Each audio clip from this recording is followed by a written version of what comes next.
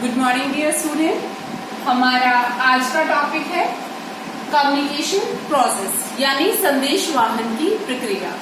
संदेश वाहन की प्रक्रिया स्टार्ट करने से पहले हमें संदेश वाहन का मीनिंग पता होना चाहिए। तो कम्युनिकेशन क्या होता है? Communication is an exchange of fact, ideas, opinion, emotions by two और मोर पर्सन्स। दो या दो से अधिक व्यक्तियों के द्वारा आपस में विचारों, भावनाओं, तथ्यों का आदान प्रदान ही क्या कहलाता है? संदेश वाहन कहलाता है।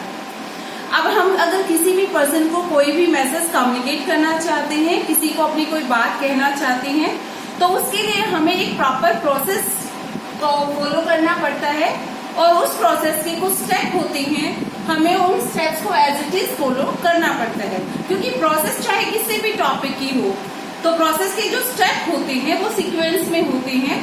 अगर आप उन स्टेप्स को आगे पीछे कर देंगे तो आपकी प्रोसेस जो है वो रॉन्ग हो जाएगी। तो कम्युनिकेशन की प्रोसेस में हमारा जो फर्स्ट स्टेप है दैट इज सेंडर यानी प्रेषक।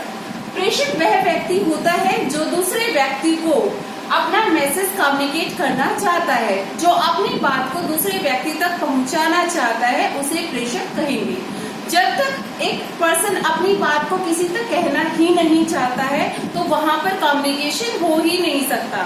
तो ये most essential part of this the communication process is sender. ठीक है। सेकेंड वन इज मैसेज यानी संदेश। जब तक आप कुछ कहना ही नहीं चाहेंगे तब तक आपका कम्युनिकेशन हो ही नहीं सकता। अब आप कुछ कहना चाहते हैं, वो मैसेज आपका कोई ऑर्डर भी हो सकता है, कोई सजेशन भी हो सकता है, आप किसी के प्रति अपनी भावनाओं को व्यक्त करना चाहते हैं, तो आप जो भी आप सामने वाले को बताना चाहते हैं उसे संदेश कहते हैं। तो यानी संदेश के अंदर हमारे फैक्ट, आइडियाज, ओपिनियन, कुछ भी जो आप दूसरे पर्सन के साथ शेयर करना चाहते हैं उसे मैसेज कहते हैं। तो सबसे पहले तो सेंडर का होना जरूरी है, फिर उसके बाद सेंडर के पास कुछ ऐसा आइडिया होना चाहिए जो वो सामने वाले को कम्युनिकेट करना चाहता है और इस आइडिया को ही मैसेज कहा जाता है। कम्युनिकेशन प्रोसेस का जो थर्ड स्टेप है दैट इज एनकोडिंग। एनकोडिंग यानी संदेशबद्धता। जब भी कोई भी व्यक्ति अपने मैसेज को सामने वाले को कहना चाहता है तो उसे वर्ड्स और सिंबल का सहारा लेना पड़ता है। तो जब कोई भी व्यक्ति जो अपने मैसेज को किसी दूसरे व्यक्ति तक कम्युनिकेट करना चाहता है, जब वो अपने विचार को शब्दों और संकेतों का रूप दे देता है तो उसे क्या कहते हैं? एनकोडिंग कहा जाता है। ठीक है। तो बिना शब्दों और संकेतों के आप अपने मैसेज को सामने वाले को नहीं भेज सकते हैं। तो अपने विचार को शब्दों और संकेतों में बदलना ही क्या कहलाता है? एनकोडिंग कहलाता है यानी संदेशबद्धता कहलाता है। तो कम्युनिकेशन प्रोसेस का फोर्थ स्टेप है मीडिया यानी माध्यम। अब जब भी आप अपने मैसेज को किसी सामने वाले को कहना चाहते हैं तो वहां पर आप फेस टू फेस भी अपनी बात कह सकते हैं, साथ साथ में आपको किसी मीडिया की हेल्प भी लेनी पड़ सकती है। अब वो मीडिया आपका टेलीफोन भी हो सकता है, इंटरनेट के थ्रू भी आप अपने मैसेज को सामने वाले को कह सकते हैं, लाइक ईमेल के द्वारा भी आप कर सकते हैं, लेटर भी आप लिख सकते हैं, फैक्स भी आप कर सकते हैं। तो जब आप अपने मैसेज को भेजने के लिए किसी मीडिया की जरूरत आपको पड़ती है तो वो मीडिया आपका कम्युनिकेशन प्रोसेस का फोर्थ एसेंशियल पार्ट है। ठीक है। आप फेस टू फेस कम्युनिकेट भी कर सकते हैं, तो उस कंडीशन में आप वर्ड्स और सिंबल का सहारा ले सकते हैं, लेकिन ऑलमोस्ट ऐसा पॉसिबल नहीं होता कि मैसेज को सेंड करने वाला यानी सेंडर और रिसीवर दोनों आमने सामने हो, ऐसा पॉसिबल नहीं होता। तो ऐसी कंडीशन में आपको अपने मैसेज को सामने वाले तक भेजने के लिए मीडिया की हेल्प की जरूरत पड़ती है। और ये मीडिया आपका टेलीफोन भी हो सकता है, इंटरनेट के थ्रू भी कर सकते हैं, आप फैक्स के थ्रू भी कर सकते हैं, ईमेल के थ्रू भी आप कर सकते हैं, टेलीग्राम के थ्रू भी आप कर सकते हैं, न्यूज़पेपर के थ्रू भी आप अपने मैसेज को कन्वे कर सकते हैं। तो ये कम्युनिकेशन प्रोसेस का फर्स्ट स्टेप है आपका मीडिया यानी माध्यम। कम्युनिकेशन प्रोसेस का आपका फिफ्थ स्टेप है दैट इज डिकोडिंग यानी संदेश वाचन।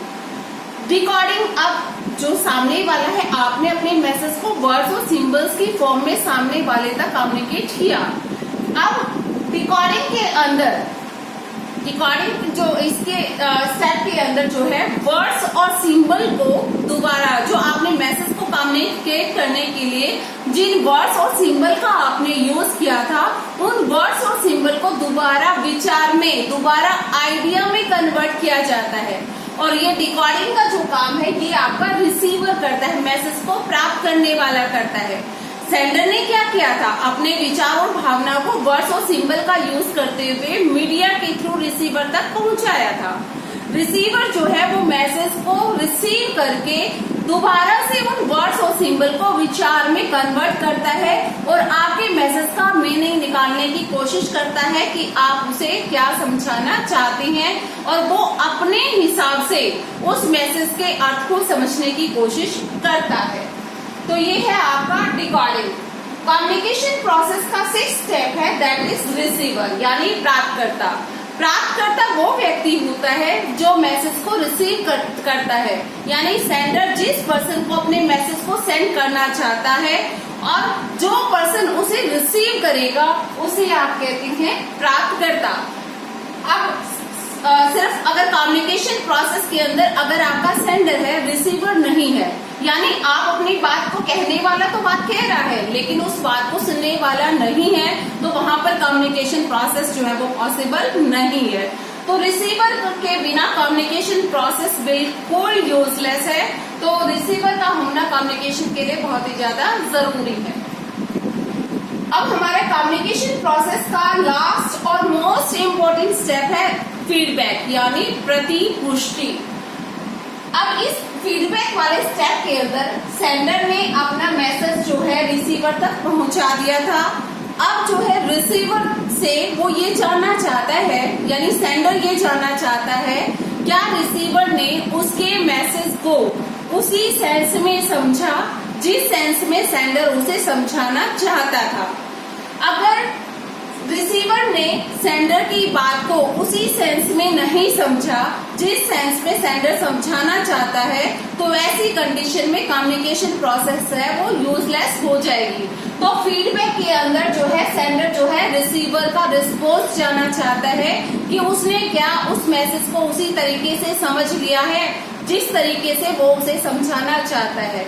अगर रिसीवर ने उसी सेंस में मैसेज को रिसीव कर लिया है, समझ लिया है, तो यहाँ पर जो है कम्युनिकेशन प्रोसेस है वो कंप्लीट हो जाती है।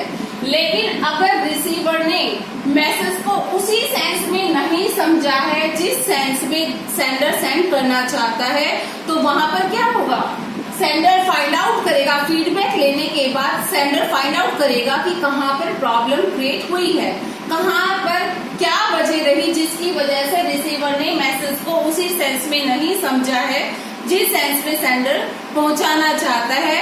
और उसके बाद सेंडर जो है फिर से मैसेज में चेंज करेगा और उसी तरीके से मैसेज को समझाने की कोशिश करेगा जिस मैनर में रिसीवर को समझ में आता है।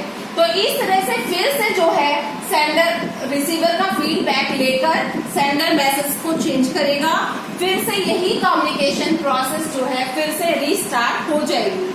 और ये कम्युनिकेशन जो प्रोसेस है कंटिन्यूअसली चलती रहेगी, वो तब तक चलती रहेगी जब तक कि रिसीवर सेंडर की बात को उसी सेंस में नहीं समझता है जिस सेंस में सेंडर समझाना चाहता है।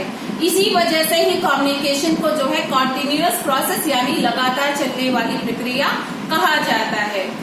इसके साथ साथ हमारी इस कम्युनिकेशन प्रोसेस में इम्पोर्टेंट फैक्टर है, दैट इज नॉइसेस, यानी शोर। ये जो नॉइस है ये कम्युनिकेशन प्रोसेस के हर स्टेप पर जो है विद्यमान रहता है, हर स्टेप पर एग्जिस्ट करता है।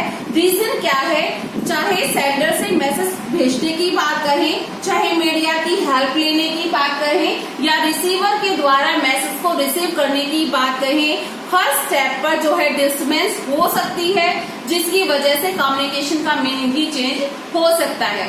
तो नॉइसेस एक ऐसा फैक्टर है जो हर स्टेप पर एग्जिस्ट करता है और जिसकी वजह से कम्युनिकेशन प्रोसेस जो है अफेक्ट होती है। तो इसके साथ ही आपका कम्युनिकेशन प्रोसेस का ये टॉपिक कंप्लीट हो गया है। Okay, have a nice day.